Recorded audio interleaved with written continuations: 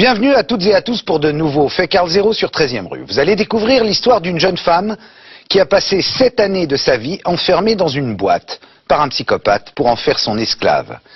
Colleen vit dans l'Oregon, aux États-Unis. Elle a 20 ans lorsqu'elle se fait enlever par un dénommé Cameron Hooker, un Américain marié, père de famille, bien sous tout rapport, qui va pourtant abuser d'elle pendant toutes ces années. C'est Colleen elle-même qui va nous raconter son drame, son calvaire. À la fin du documentaire, le docteur Serge Tribolet, un éminent psychiatre, me rejoindra sur ce plateau pour tenter de comprendre ce qui a bien pu se passer dans la tête de Colleen durant toutes ces années. Peut-on survivre à cela et comment a-t-elle supporté ce bourreau qui a fait d'elle une esclave parfaite? La fille dans le cercueil, c'est tout de suite sur 13e rue. En 1977, Colleen Stan est kidnappée par Cameron Hooker, un dangereux psychopathe sexuel. Son but était d'avoir l'esclave parfaite. Pendant 7 ans, il l'a séquestrée dans une caisse de la taille d'un cercueil. Il la viole et la torture régulièrement. Il mesurait près d'1,90 m. Il tirait de toutes ses forces sur cette chaîne. Je me disais, je vais mourir, je peux plus respirer. Le procès de Cameron Hooker en 85 va soulever de nombreuses questions sur la véritable relation qui les unissait. Il faisait une fixation sur le bondage. C'est le seul défaut qu'on puisse lui reprocher. J'ajoute que je tiens l'accusé pour l'un des psychopathes les plus dangereux de ma carrière. L'affaire va bouleverser l'Amérique et le procès invitera chacun à s'interroger sur le véritable sens des mots consentement, contrainte et domination.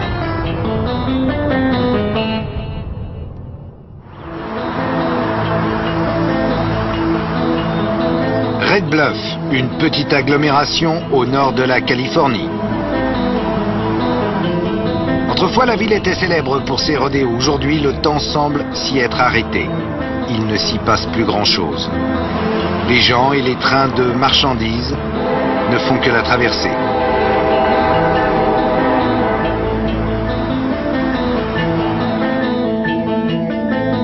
En mai 77, la jeune Colleen Stan se trouve de passage à Red Bluff. Colleen traverse la Californie en autostop pour aller rendre visite à une amie. Elle a l'habitude de ce mode de transport.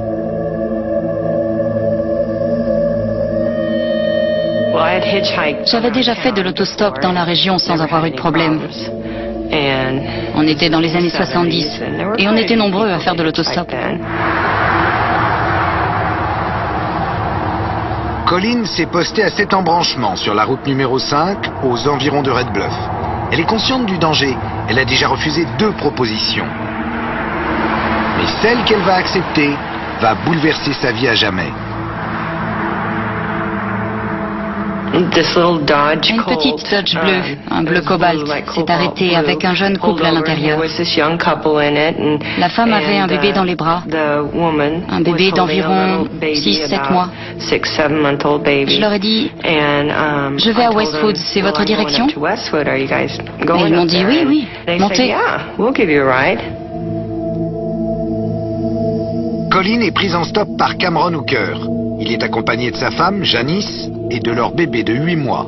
Hooker est un modeste bûcheron de 23 ans qui vit à Red Bluff.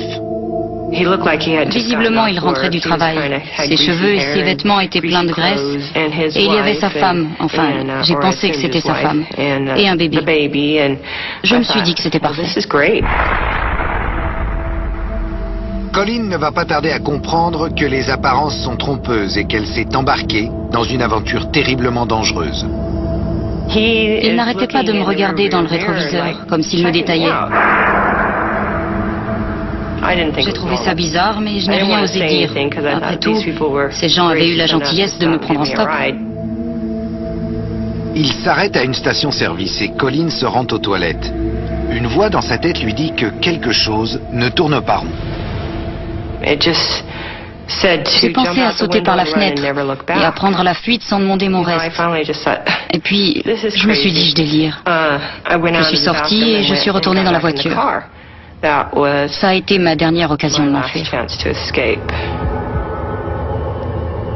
Hooker se dirige alors à l'extérieur de la ville. Il arrête la voiture. Sa femme Janice descend avec le bébé, laissant Colleen seule à l'arrière de la voiture. Tout à coup, il a sauté à l'arrière de la voiture par le siège passager et il m'a mis un couteau sous la gorge. J'étais pétrifiée. Hooker bâillonne Colleen et lui bande les yeux. Il sort ensuite une drôle de caisse que l'on appellera plus tard la boîte à tête. Il y avait un trou à la base de la boîte. C'était pour le cou. Et ce truc s'ouvrait comme une coquille, vous voyez? Il m'a mis la tête dans la boîte et il m'a allongé sur le siège. Hooker, le bûcheron, a fabriqué lui-même cette boîte avec une idée très précise en tête. Le but de cette boîte était d'empêcher les gens de vous entendre crier. C'était aussi un moyen de plonger dans le noir la personne kidnappée et de l'avoir à sa merci. Hooker conduit Colleen à sa maison de Oak Street. Il retire la boîte, traîne Colleen hors de la voiture et l'amène à l'arrière de la maison.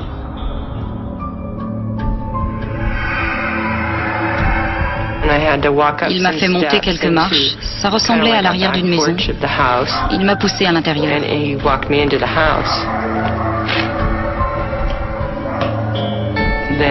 Là, il m'a fait descendre d'autres marches qui allaient au sous-sol.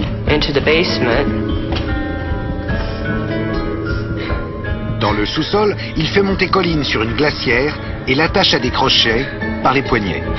Il a retiré la glacière de sous mes pieds.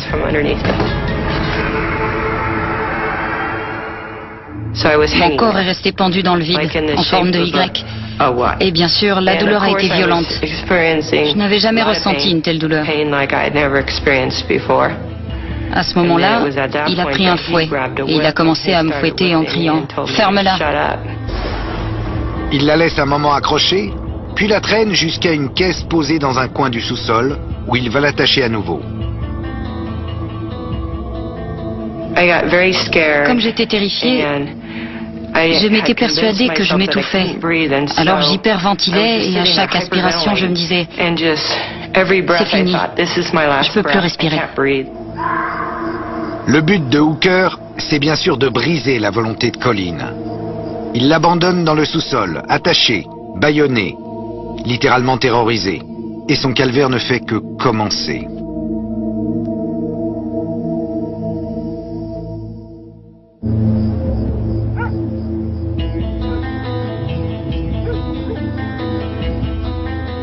Colleen Stan vient donc d'être kidnappé et séquestré dans un sous-sol de la ville de Red Bluff en Californie.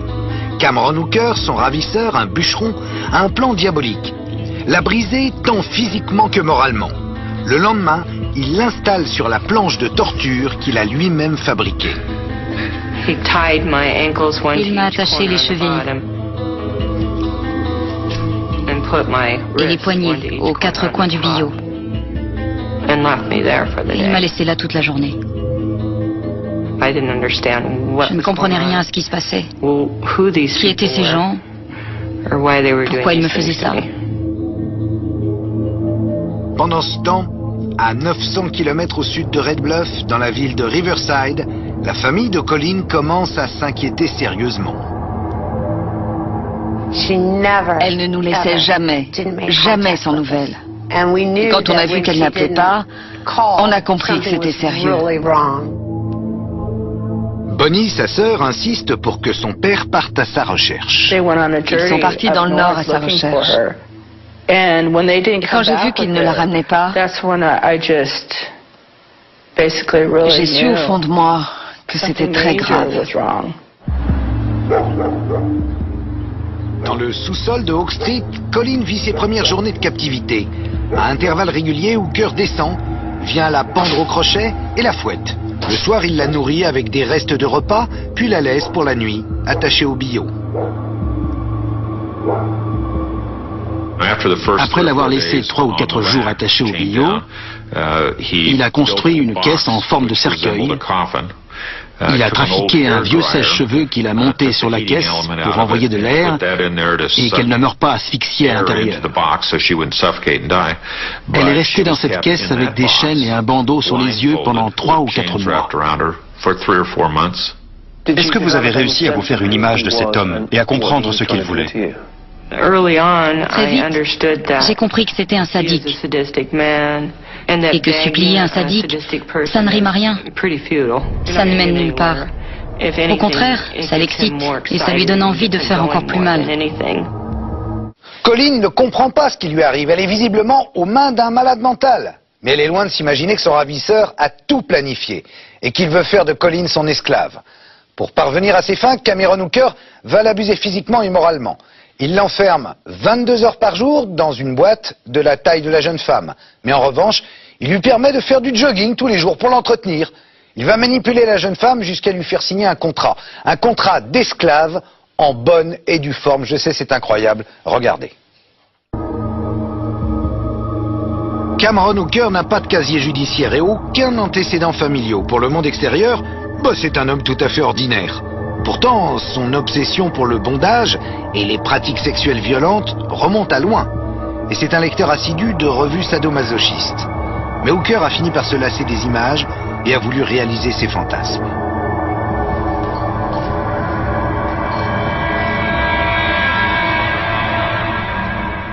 Cameron Hooker cherchait l'esclave parfaite, une captive à qui il pourrait faire ce qu'il voulait, quand il voulait, sans crainte d'être ridicule ou embarrassé par ses demandes, et sans que personne sache ce qu'il faisait. Voilà ce que Hooker veut faire de Colleen Stan, une esclave. Les mois de captivité dans le sous-sol passent. Il attend qu'elle soit parfaitement soumise pour commencer à lui faire travailler son rôle. Un jour, il l'amène dans un coin du sous-sol qu'il appelle l'atelier. Il avait un grand sac en toile, plein de noisettes. Il m'a donné un casse-noisette et un plat. Et il m'a dit, au boulot. Il vous a mis au travail? Oui. Près de 8 mois après l'avoir enlevé sur la route, Hooker décide qu'il est temps de donner à Colleen un véritable statut d'esclave officiel. Une nuit, il descend au sous-sol et lui présente un contrat. J'ai lu le contrat. J'étais sous le choc. Je tremblais, je pleurais. Ça disait en gros que je lui cédais mon corps et mon âme. L'instant se doit d'être solennel. Il lui raconte une histoire invraisemblable. En signant ce contrat, elle sera inscrite sur le registre d'un réseau très puissant de propriétaires d'esclaves. Ils opèrent dans toute l'Amérique sous le nom de la Compagnie. Il ne faut pas oublier que Colleen a entendu parler de la Compagnie au bout d'un an de captivité. Elle a été enlevée, elle a été brutalisée, elle a été séquestrée, enchaînée, fouettée, elle a été entravée, mise dans une caisse, et il lui a fait des choses vraiment épouvantables. Et après un an de ce traitement, il lui parle de la Compagnie, d'hommes qui kidnappent des jeunes filles pour en faire des esclaves. Hooker va même jusqu'à faire croire à Colleen que si elle tente de s'enfuir, la Compagnie n'hésitera pas à la poursuivre, elle et toute sa famille. Il m'a fait une description tellement détaillée de cette immense organisation que j'y ai vraiment cru. Colleen signe le contrat. Elle porte désormais son nom d'esclave, K, et porte un collier autour du cou. Désormais, elle est officiellement l'esclave de Cameron Hooker. J'ai perdu tout espoir. Je me suis dit, c'est mon destin. Je me suis mise dans cette horrible situation et je ne vois pas comment m'en sortir.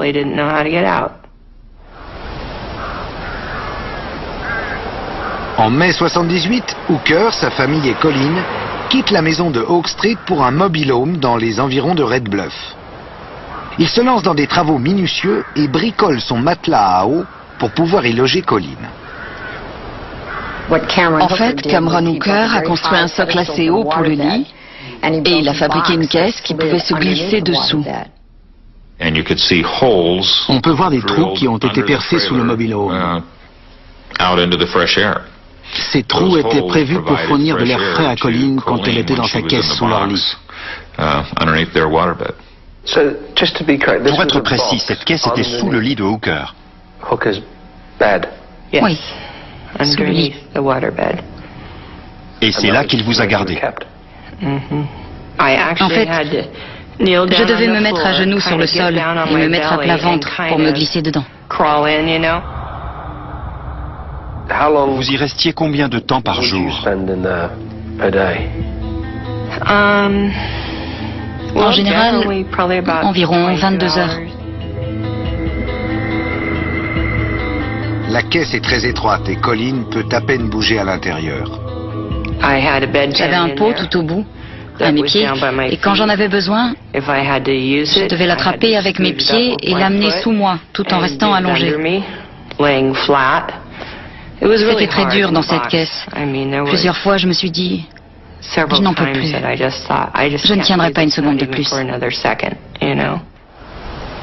Hooker va passer à une autre étape de son plan. Sortir Colleen de sa boîte pendant la journée pour qu'elle s'occupe du jardin.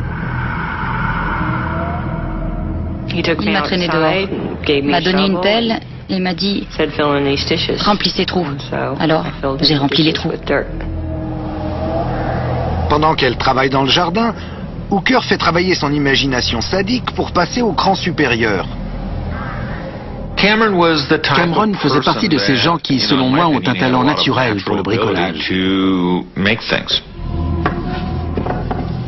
Il était doué de ses mains, il pouvait voir une image ou un schéma de quelque chose et le reproduire. Hooker fabrique une installation qu'il appelle le stretcher. Le stretcher était une planche de 2 mètres de long, terminée par une pièce de bois en forme de croix. Il lui attachait des lanières en cuir autour des chevilles, et puis il serrait, tirait et écartelait son corps.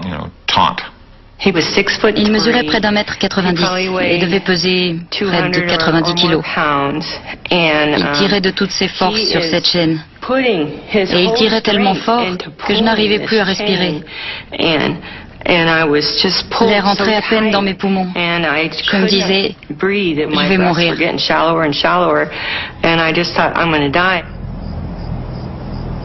La femme de Cameron, Janice Hooker, sait depuis le début que Colleen est retenue en esclavage sous son toit. Elle a elle-même été victime du sadisme de son mari. On sait qu'elle a rencontré Cameron Hooker lorsqu'elle était toute jeune, qu'il était très dominateur dans leur relation et qu'ils ont passé un accord épouvantable. Selon l'accord, Hooker peut prendre une esclave pour s'adonner au bondage, mais sans avoir de relation sexuelle avec elle. En échange, Janice n'a plus à subir les pratiques sadomasochistes de son mari. Il fallait bien qu'il ait sa permission, car elle allait être dans la maison. C'est elle qui allait subir les coups de fouet et les pratiques sadomaso que Janice avait endurées auparavant et auxquelles elle n'aurait plus jamais à se soumettre. Le temps passe et la situation de Colleen est de plus en plus étrange. Entre les moments de torture et ce passé dans la boîte, les corvées domestiques augmentent.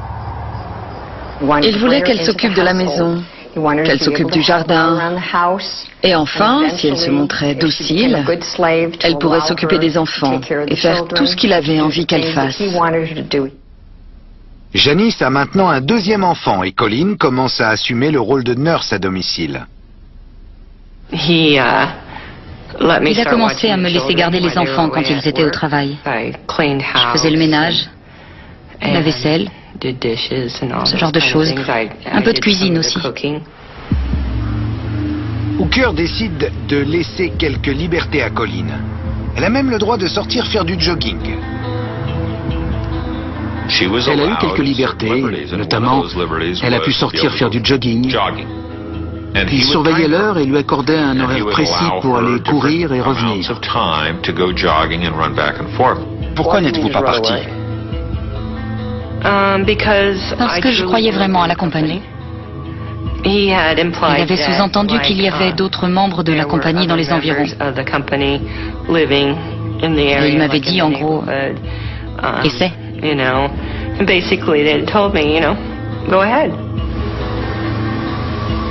Mais ces petites libertés accordées à Colleen ont évidemment un prix lourd à payer.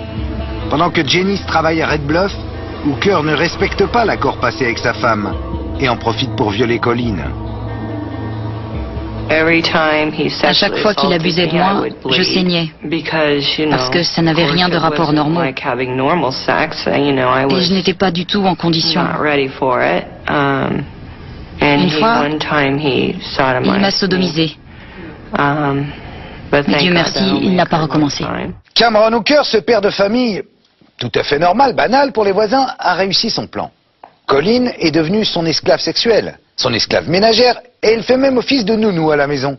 Et Janice, me direz-vous, l'épouse de Cameron, comment peut-elle accepter une pareille situation? Eh bien, Hooker a passé également un contrat avec elle, et tout ce beau monde va cohabiter sans que personne ne se doute du drame. Colleen va même avoir le droit de rendre visite à sa famille, qu'elle n'a pas revue depuis 4 ans. 24 heures auprès de son père, de sa mère et de ses sœurs, que vous allez le voir, elle va payer très cher par la suite. En 80, 3 ans sont passés et Hooker prend de plus en plus d'assurance. Son esclave est maintenant parfaitement dressé et il peut commencer à tester les limites de son pouvoir. Un jour, il lui dit qu'il va la laisser téléphoner chez elle. Il la conduit jusqu'à une cabine téléphonique dans Red Bluff. Il était là, avec sa main sur le récepteur. Si tu dis un seul truc interdit, je coupe. Et tu vas me le payer, tu auras de gros ennuis. Colleen n'a pas eu le moindre contact avec ses parents depuis plus de 3 ans. J'ai fait le numéro et ma sœur Bonnie a décroché. Je crois qu'elle ne m'a pas reconnu tout de suite. Il y a eu un blanc. J'ai dit allô. Et j'ai entendu une voix qui semblait venir de loin. Et c'était elle. C'était ma sœur. Elle était toute excitée. Il m'a laissé lui parler seulement 2 minutes. On sentait qu'elle n'était pas bien au téléphone. Elle était tendue.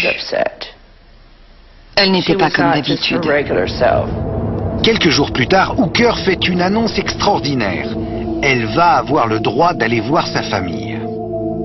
Il m'a dit que c'était sans précédent, mais que la compagnie lui avait donné son accord pour que je rende visite à ma famille.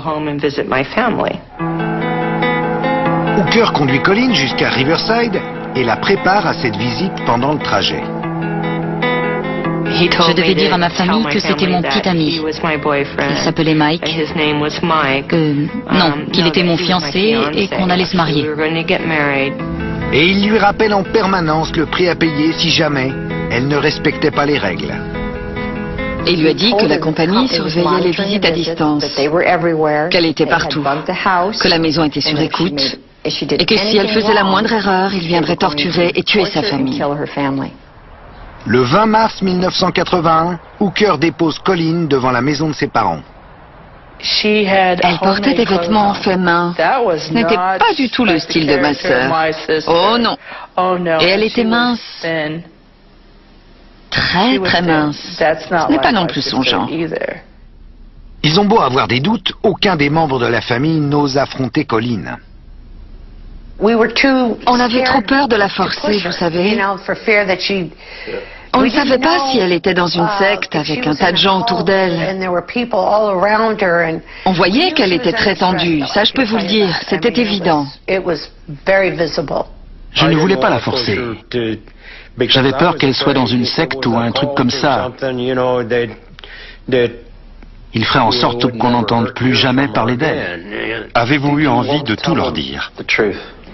Oui, j'avais envie de tout déballer, mais j'étais morte de peur. J'avais peur pour leur sécurité, j'avais peur pour la mienne, parce que je croyais vraiment à la compagnie.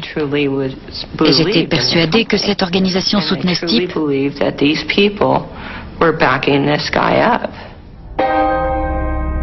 Malgré la peur, les photos prises pendant la visite montrent une Colleen heureuse, détendue. Pour la première fois en 4 ans, elle est de retour dans sa famille. En surface, on voit les photos d'une famille heureuse. Que ressentiez-vous réellement? Ce sont bien les photos d'une famille heureuse. J'étais si heureuse de passer ce moment avec eux. Parce que j'en étais au stade où je ne savais pas ce qui m'attendait. Ce qui allait m'arriver ensuite. Je ne savais même pas si ça allait finir et si je les reverrais un jour.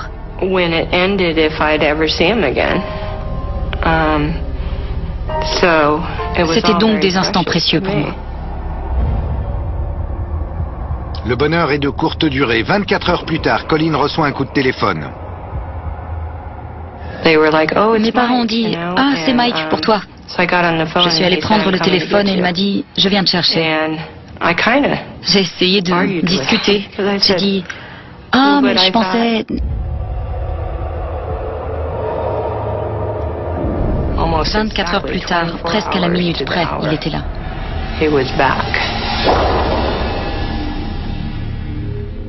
Voilà. Après 4 ans de captivité, Cameron Hooker a fini par autoriser Colleen à rendre visite à sa famille. Mais elle a beau avoir été torturée et violée, elle est terrorisée à l'idée de dévoiler son calvaire à sa famille.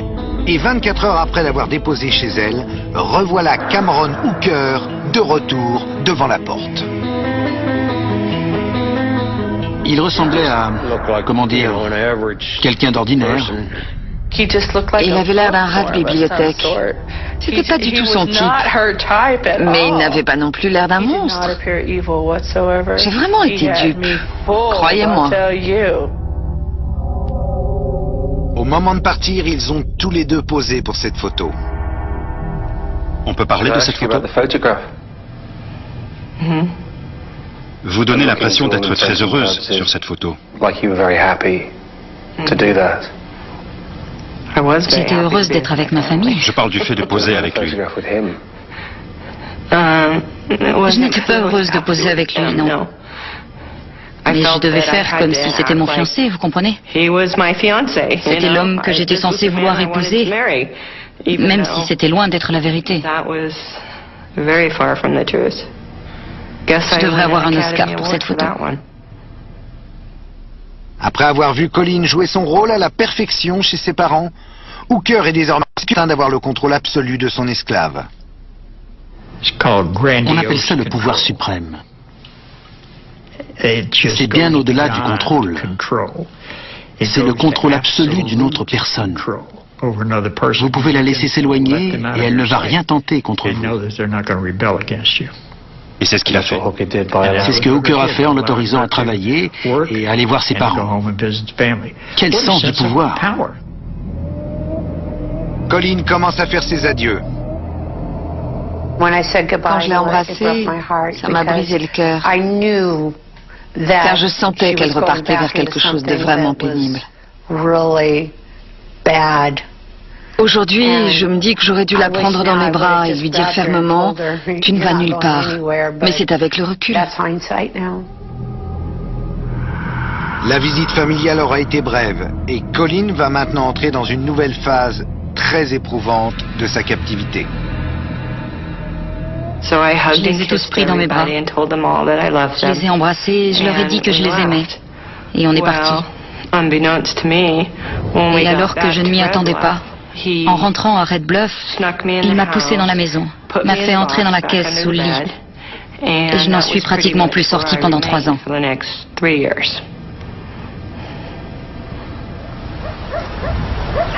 De retour au mobil-home, Colleen va devoir payer un prix extrêmement lourd et cruel pour ses 24 heures de liberté en famille. Elle est revenue de sa journée en famille à Riverside et il l'a remise dans la caisse car il avait peur de perdre son emprise. Elle a vécu là pendant près de 3 ans. Et les 2 filles de Hooker n'ont jamais soupçonné sa présence. Ils avaient 2 filles. Et pendant ces 3 années, elles n'ont même pas su que j'étais là. J'étais enfermée dans cette boîte, sous le lit. Et parfois, quand Janice et les filles étaient sorties, il me sortait, me torturait, me violait. Mais jamais quand elles étaient là. Et elle est restée là. Elle a subi tout ça pendant 3 ans. 3 ans. Pendant toutes ces années, personne, jamais n'a su que Colin était là, séquestré, enfermé dans une boîte sous un lit. Les voisins pensaient que K, la femme à tout faire exploiter, était partie. Puis soudainement, début 84, tout bascule. Colin apprend une nouvelle extraordinaire.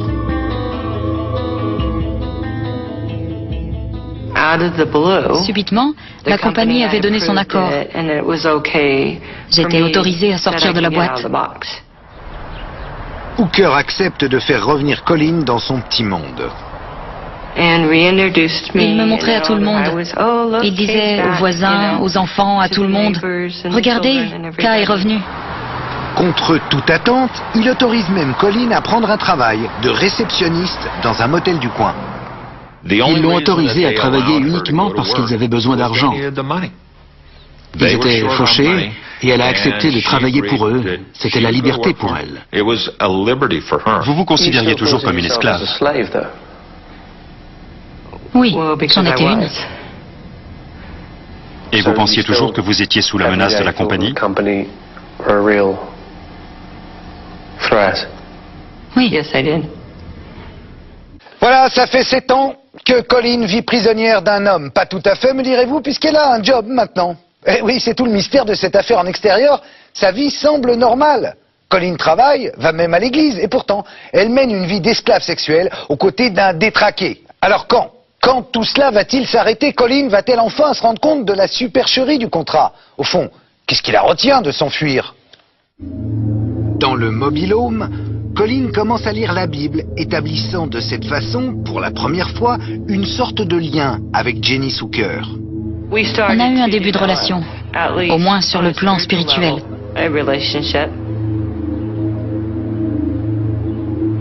À peu près à la même époque, Hooker ralentit la fréquence de ses agressions sur Colin et s'en prend de plus en plus souvent à sa propre femme. On a trouvé plus de 500 photos de Janice où on la voit torturée, pendue derrière la porte, suspendue à un cadre. Parfois, Hooker demande à Colin d'éloigner les enfants pendant qu'il s'occupe de sa femme. Un jour, il était dans la maison. Il l'avait attachée au lit, je crois, et il la fouettait. Elle pleurait. Elle pleurait tellement fort que les enfants, ses filles, l'ont entendu. Elles m'ont dit, « K, pourquoi est-ce que maman pleure ?» J'étais folle de rage.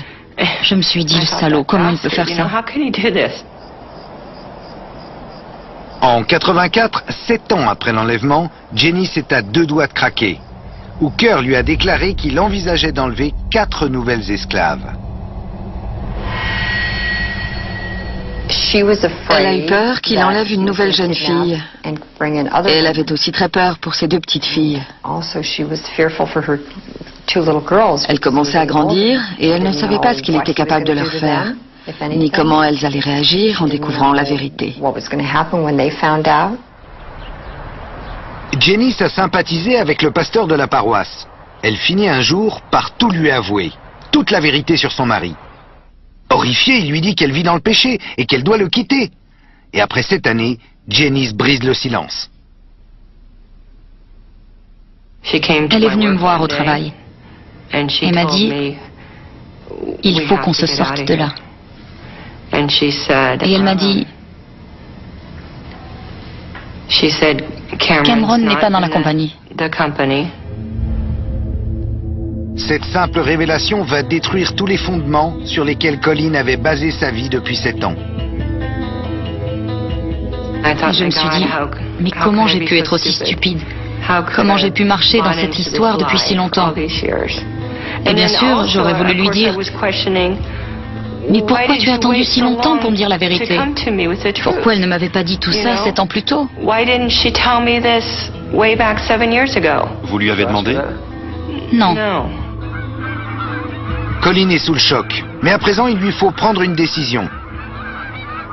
Je devais me secouer, tout allait tellement vite, il fallait trouver un plan, comment sortir de là et sauver notre vie et échapper à ce type.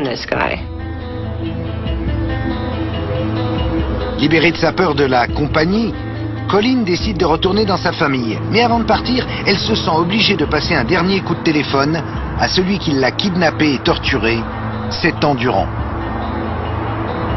Je l'ai appelé de la gare routière. Il était chez lui, assez ébranlé de voir son petit monde s'effondrer. Et je lui ai dit, je prends le bus et je m'en vais. Et tu ne pourras pas m'en empêcher. Et il a pleuré, comme un bébé. Et je m'en vais. Et tu ne pourras pas m'en empêcher. Et il a pleuré, comme un bébé. J'ai raccroché, j'ai pris le bus et je suis partie. C'était la première fois depuis 7 ans que je reprenais le contrôle de ma vie. La police ne tarde pas à se rendre chez Hooker. Il a détruit une partie des installations de torture, mais pas toutes. On a trouvé des crochets dans le plafond du mobile home et le cadre en bois où il attachait Colleen pour la torturer. Des objets certes choquants, mais pas de quoi inculper Hooker. C'est alors qu'Al Shamblin découvre 2 pellicules photos qui n'ont pas été développées. Les preuves sont là. Des photos du billot, du contrat, et enfin, des photos de Colleen attachées au cadre en bois. Hooker est arrêté. En novembre 84, 8 ans après l'enlèvement de Colleen, il va enfin être jugé pour viol et sodomie.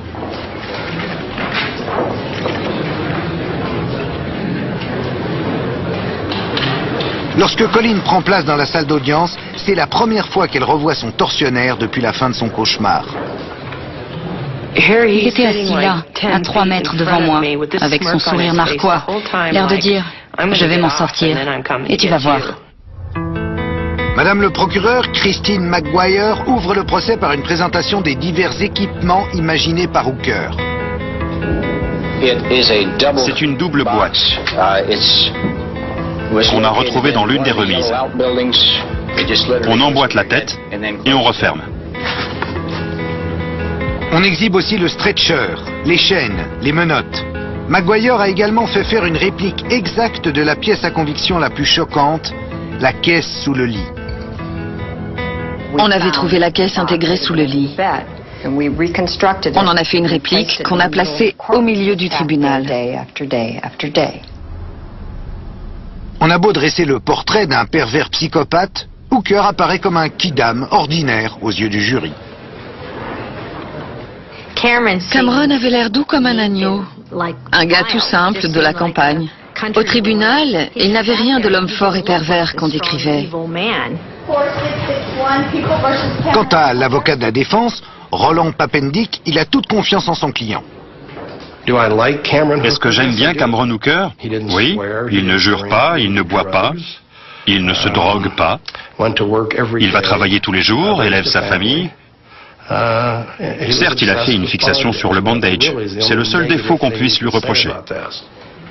La défense de Hooker est on ne peut plus simple. La défense reposait sur le fait que Colleen était adulte, donc apte à développer l'état mental de consentement. En clair, Hooker reconnaît avoir enlevé Colleen, mais ni le viol puisque les relations sexuelles étaient consentantes. Une esclave ne peut pas avoir de relations sexuelles consentantes. C'est impossible. Pourquoi pas? Parce que cette personne est une esclave. Elle est là contre sa volonté. Le simple fait de passer à l'acte sexuel avec quelqu'un qui ne le fait pas de son plein gré est un crime. Selon Papendick, Colleen a eu plusieurs fois l'opportunité de s'enfuir. Quand elle sortait du mobile home, qu'elle allait faire son jogging et bien sûr lors de sa visite à sa famille. Le fait qu'elle n'ait pas saisi sa chance prouve qu'elle est restée avec lui de son plein gré. La compagnie n'est qu'une invention de sa part. Je crois qu'on a un peu embelli les faits. La défense affirme que Colleen ment. Elle exagère, c'est sûr. Elle croyait que son père faisait partie de la compagnie, que son frère en faisait partie, que les voisins en bas de la rue en faisaient aussi partie. Elle croyait que la compagnie était partout. Et elle croyait que si elle s'échappait, la compagnie la traquerait et la tuerait.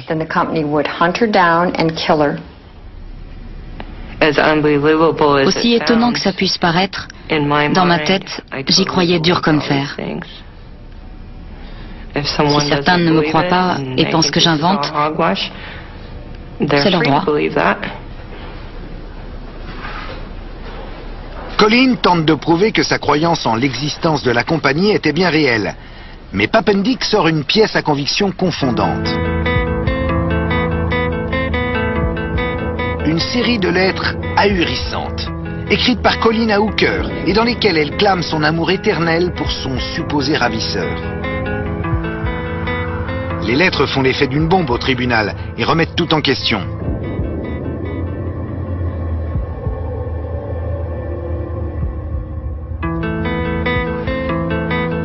L'issue du procès de Cameron Hooker ne semblait faire aucun doute, mais la diffusion des lettres d'amour de Colleen ébranle la partie civile et va faire basculer le procès.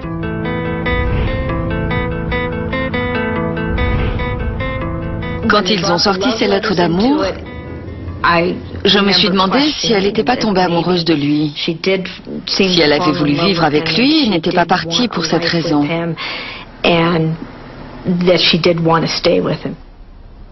Ces lettres entament sérieusement la crédibilité de Colleen. Si elle a vraiment été abusée comme elle le dit, comment peut-elle avoir écrit de telles lettres d'amour? Je t'aime au-delà de tous les mots. K, tu me remplis de bonheur et d'amour. Je prie pour que cet amour et ce bonheur durent toujours. Je t'aime, K. Vous vous souvenez avoir écrit ça? Je me souviens qu'il m'emmenait dans la salle de bain et m'enchaînait aux toilettes. Il me donnait un grand bloc de papier et un stylo et me demandait de lui écrire une lettre d'amour. Et j'obéissais. Quand on y pense, vous croyez vraiment qu'une personne libre et consentante a besoin d'être enchaînée aux toilettes et d'avoir quelqu'un qui lui dicte ses mots? Je ne crois pas. Colleen a signé les lettres de son nom d'esclave, K, ce qui est révélateur. Elle n'a pas signé Colleen, mais avec son nom d'esclave, la lettre K. Comment qualifier cette lettre? C'est une lettre écrite par une esclave à son maître.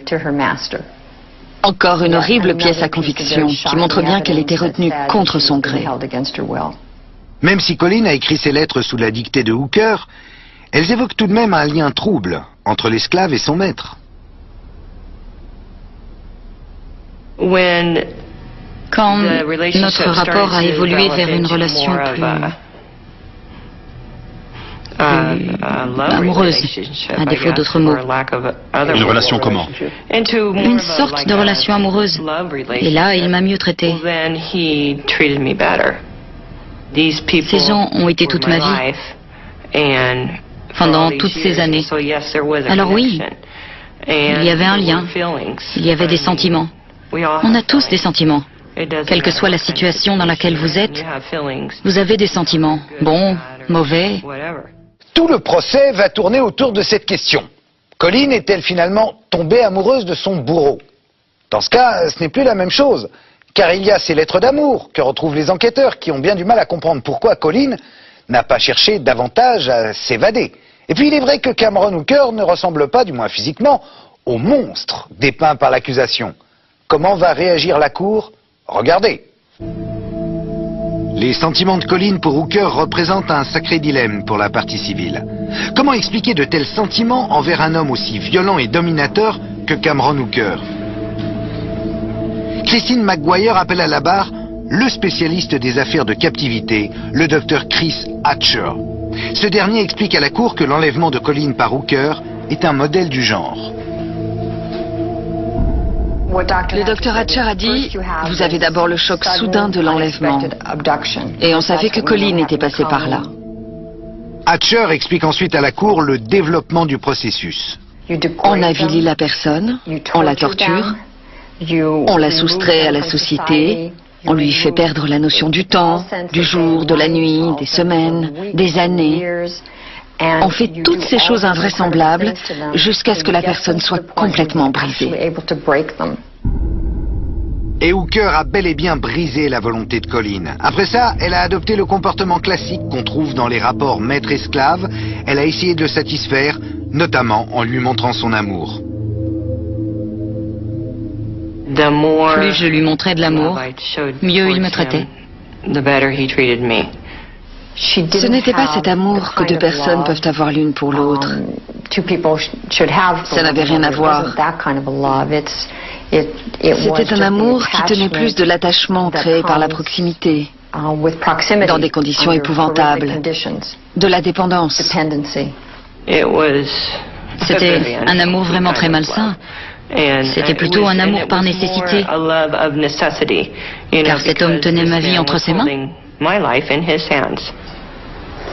Pour Colleen, montrer de l'amour était ni plus ni moins qu'une question de survie. Je pense que cet amour était surtout lié à la reconnaissance d'être en vie. C'était la seule chose qui me restait. J'avais perdu ma liberté. J'ai des enregistrements de victimes avec leurs ravisseurs. D'autres victimes d'enlèvement parlant avec leurs ravisseurs. Et je peux vous dire qu'elles font tout ce qu'elles peuvent pour, entre guillemets, satisfaire leurs ravisseurs. Verbalement, sexuellement, physiquement, elles sont prêtes à tout. Pourquoi? Elles veulent vivre. Après 5 semaines de procès, le jury doit délibérer. Je crois qu'on était tous d'accord sur le fait qu'il était coupable. La seule question était de savoir si Colleen était tombée amoureuse de lui et était restée de son plein gré. Les délibérations du jury tournent autour d'une seule question. Hooker a-t-il exercé son pouvoir sur Colleen pendant toutes ces années? On a fini par avoir la conviction qu'elle avait subi son contrôle pendant les 7 ans et demi. La décision a été unanime? Oui. Cameron Hooker a été déclaré coupable et condamné à 104 années de prison ferme. J'ajoute que je tiens l'accusé pour l'un des psychopathes les plus dangereux de ma carrière, ne serait-ce que parce qu'il montre un visage à l'opposé de ce qu'il est vraiment. Il n'a montré aucun remords. Absolument aucune conscience de l'horreur qu'il avait infligée à quelqu'un. Justice est enfin faite pour Colleen. Mais Hooker ne peut s'empêcher de lui faire mal, une dernière fois, avant de partir en prison pour toujours. Il avait perdu son petit sourire narquois. On voyait que c'était fini pour lui. Il a lancé dans la salle « J'aurais dû la tuer ». Car bien sûr, les morts ne parlent pas.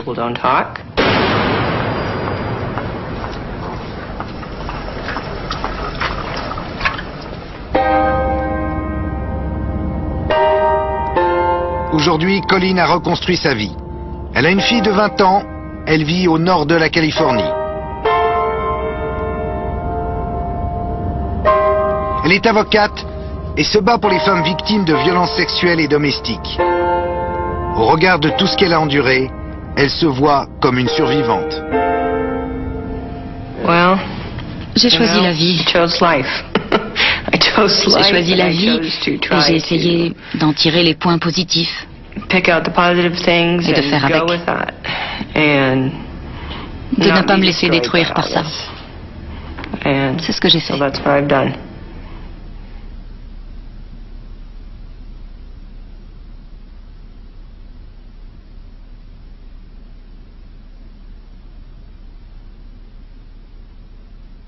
Colleen a donc choisi de vivre comme elle dit. Vivre. Nous, on aimerait bien comprendre. C'est pourquoi le docteur Serge Tribollet, un éminent psychiatre, m'a rejoint sur ce plateau.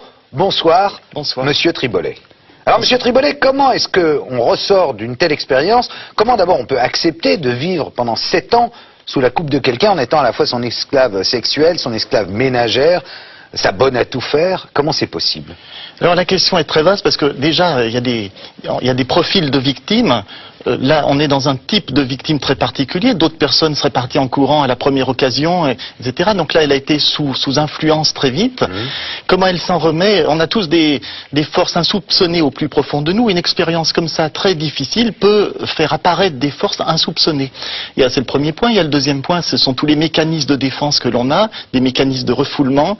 après 7 ans de douleur effroyable, elle met les choses de côté et on voit dans sa tranquillité la façon dont elle en parle. On dit il y a une sacrée distance, il y a un mur qu'elle a construit entre ce qui s'est passé et elle.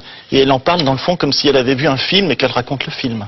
Est-ce qu'on peut dire qu'elle souffre du syndrome de Stockholm ?